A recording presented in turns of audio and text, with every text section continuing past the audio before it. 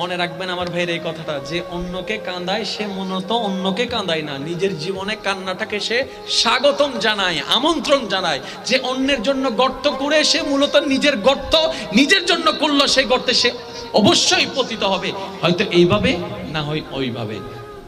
সে অন্যের ভালো চায়, মূলত সে নিজের ভালো চায়। বলেন সুবহানাল্লাহ।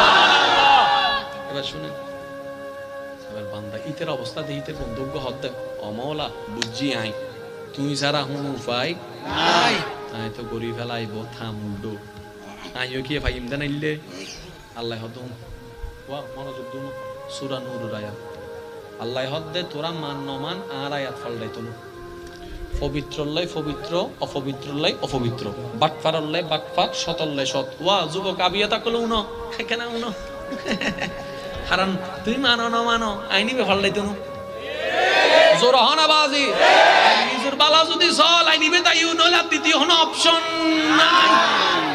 ঠিক আছে না? কারণ আল্লাহর আইন কখনো পাল্টাবে না। এবার শুনেন বন্ধু হদ আল্লাহ কেন করতাম আল্লাহ দুন জিয়ান গরি ফেলে সুয়ান তওবা কর, যদি তুমি ভুল বুঝতে পারো আমি মাফ করতে প্রস্তুত। কিন্তু একটা শর্ত আছে, তুমি এই ভুল নতুন করে করতে পারবা না, তুমি তোমার জীবনকে আমার উপর ছেড়ে দিতে হবে।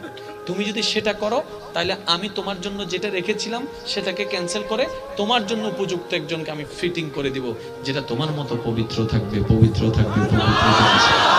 এবার অঙ্ক বুঝেন নাই তো, কোরআনের আয়াত বুঝেছেন কিন্তু অঙ্কটা বুঝতে পারেন নাই। এবার টোটাল বিষয়টা, এই এলাকার নাম কি? মুন্সিরাবাদ। রাস্তা আছে না? এবার আপনি এখানে মোটরসাইকেল নিয়ে বসে আছেন, একটা গলি দিয়ে একটা মেয়ে যাচ্ছে, আপনি তারে দেখা ওই শায়েরি কবিতা যখন চলে আসলে তারে শুনাই দিলেন ৩-৪টা, আর মনে মনে চিন্তা করলেন বাহ,